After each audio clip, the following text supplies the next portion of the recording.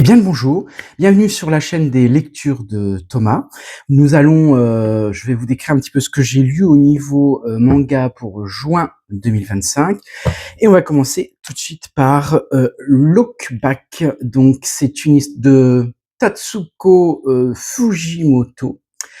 C'est édité chez Crunchyroll et bien sûr c'est une histoire de deux jeunes filles. Alors, des jeunes filles qui entreprennent les mêmes études universitaires. Et là, elle nous décrit chacune leurs sentiments, alors d'amitié, hein, bien sûr, leurs sentiments l'une envers l'autre. C'est très beau, c'est très joli. Je vous raconte pas la fin, mais la fin est assez, voilà, j'allais dire un peu triste, mais je vous raconte pas tout parce que c'est une lecture, c'est un petit manga, hein, ouais, il y a pas beaucoup de pages, et donc moi j'aime bien parce que je vais vous montrer quelques planches. Regardez ça, c'est magnifique ça. Ça, moi j'adore. Et en double, ça c'est très beau.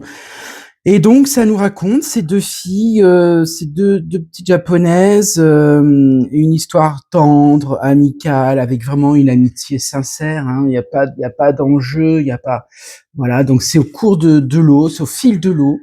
Donc je vous conseille un Look Back de Tatsuki Fujimoto et c'est chez Crunchyroll, super.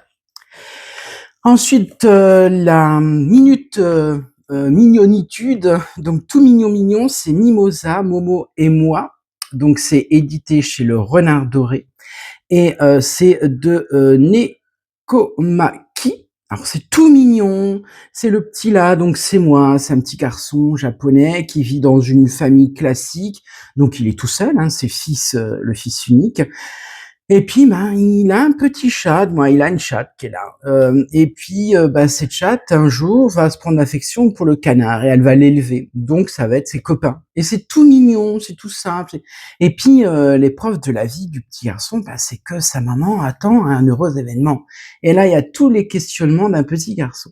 Et puis, il y a le départ à la maternité. Et puis, c'est la grand-mère qui remplace. Et puis, voilà. C'est vraiment une petite tranche de vie tout mignonnette. Honnêtement, moi, je me suis régalée à regarder les couleurs. Alors, c'est un peu les couleurs pastel, un peu effacées, mais au contraire, ça met un peu d'amplitude à l'histoire. J'ai trouvé ça très mignon. Et puis même la pochette, hein, regardez, c'est trop mignon, quoi. Donc à lire chez Le Renard Doré, Mimosa, Momo et moi. C'est sympathique et c'est voilà, c'est frais, c'est tout frais. Dans la série Ura Yasumi. Donc c'est numéro 2, tome 2, donc hein, c'est toujours Hiroto qui a hérité d'une maison d'une grand-mère auquel il allait dîner tous les jeudis soirs. Donc c'est une grand-mère qu'il connaissait pas, qu'il a croisée dans la rue, et elle lui dit bah venez avec moi, venez dîner. Donc la grand-mère y a ouvert ses portes, et puis bien sûr, les années faisant, la grand-mère disparaît et lui hérite de la maison. Et puis il y a sa cousine qui vient faire des études avec lui en coloc, hein, mais elle vient faire des études en arts plastiques au niveau université, donc c'est à Tokyo, c'est frais, c'est une tranche de vie. Donc lui, il travaille à mi-temps parce il veut garder un peu de temps pour lui. Et puis il travaille hein, dans la location des cannes à pêche le long d'un lac. Voilà, ça se fait beaucoup au Japon, je ne savais pas. Et donc c'est lui, hein, voilà, c'est lui. Je vous montre quelques planches. Et j'ai trouvé ça, c'est toujours aussi sympa. C'est voilà, on se laisse porter par leur histoire. Et puis il y a une personne qui arrive, une fille, c'était l'agent immobilier, et donc là, on sent qu'il va peut-être y avoir quelque chose, mais on ne sait pas encore quoi. Donc je vais vous montrer un petit peu encore d'autres planches parce que moi j'aime beaucoup. Ah ouais, c'est vraiment. C'est simple, les traits sont simples, l'histoire est simple, mais de valeur, quoi. Il y a beaucoup de valeur et je trouve ça magnifique. C'est vraiment très très beau. Ça se lit, je vous dis, un petit tome. Ça se lit en une heure et demie. Si vous voulez bien regarder les détails des dessins, regardez. Donc ça, c'est la grand-mère en fait. C'est elle qui a fait que ce garçon à la maison. Donc très bien. Allez-y, hein, il y a 8 tomes en ce moment. Le dernier est paru là ce mois-ci, il y a quelques jours. Donc c'est Ira Yasumi, c'est le numéro 2. et c'est bien sûr chez le Lézard Noir. Excellent avec le Renard Doré. Ce sont 2 belles maisons d'édition et elles font toujours des choses incroyables. On n'est jamais déçu. Franchement, moi, je partage complètement et j'en ferai même bien, vous voyez, hein, j'en lis beaucoup et franchement, ça me dérange pas d'en faire de la pub parce que c'est toujours de qualité. C'est toujours de qualité. Autre, donc là, on va rentrer chez Glénat. C'est le dernier envol du papillon et de Kan Takamaha. Chaque coup, je l'écorche, la pauvre. Alors, vous savez, c'est l'autrice et la dessinatrice de L'Amant, la BD que je vous ai présentée le mois dernier. Alors, ça décrit une femme.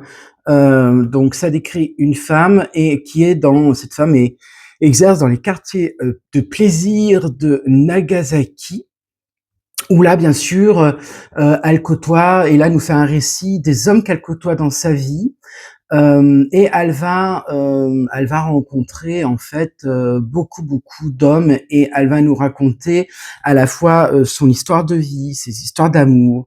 Voilà, c'est toute la vie en fait. Je dirais que c'est la vie d'une prostituée. Alors toujours Cannes nous fait de jolis dessins, des courbes de femmes, je peux pas tout montrer, mais des courbes de femmes, le corps des femmes est super bien représenté. Ça, c'est la caractéristique de cette dessinatrice, de cette mangaka. Et franchement, bon, je vais vous montrer ça à la limite, mais voilà. Et c'est je vous dis, hein, c'est un quartier de prostitution. C'est vraiment, je dirais, l'un de ses points forts à la mangaka, c'est qu'elle nous décrit toujours l'histoire de femmes. Ces femmes un peu qui sont dans l'attente et qui ont une histoire, une vie particulière. Et voilà, c'est vraiment la trame, hein. Donc on l'a vu dans L'Amant, on le voit dans Le Dernier Envol du Papillon, et puis je vous le présenterai après, on voit chez Tokyo, Tokyo Amour et Liberté. Voilà, c'est toujours à travers des femmes, c'est toujours cette beauté de femme, hein, parce que vraiment elle met en dessin, elle met en coloris, et elle met en couleur, et aussi dans son histoire. C'est toujours des femmes, des belles femmes. Et franchement, allez-y. Si vous voulez découvrir une mangaka féminin, en plus, Kan Takahama exerce en France. Donc elle habite en France, elle exerce à l'école de manga.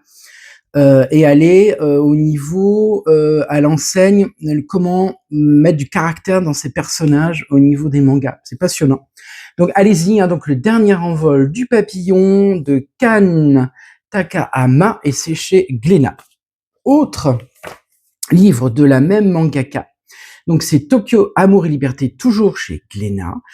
Et là, c'est pareil, là, vous avez dans le quartier chaud de Tokyo, vous avez une femme qui rencontre un homme, et donc cette femme est un peu particulière parce que elle est pas vraiment, j'allais dire, elle est pas japonaise 100%, qui a comme considération au Japon. Donc on s'attraite à la fois pas du racisme, de la différence des autres, et puis donc cette femme va croiser un jeune homme, et là, il va se passer une aventure, voilà, une aventure amoureuse. Franchement, toujours pareil, hein, donc c'est cet homme-là, vous voyez, hein, c'est toujours pareil. Je vous raconte pas tout parce que j'aime pas tout dévoiler. Franchement, c'est très sympa.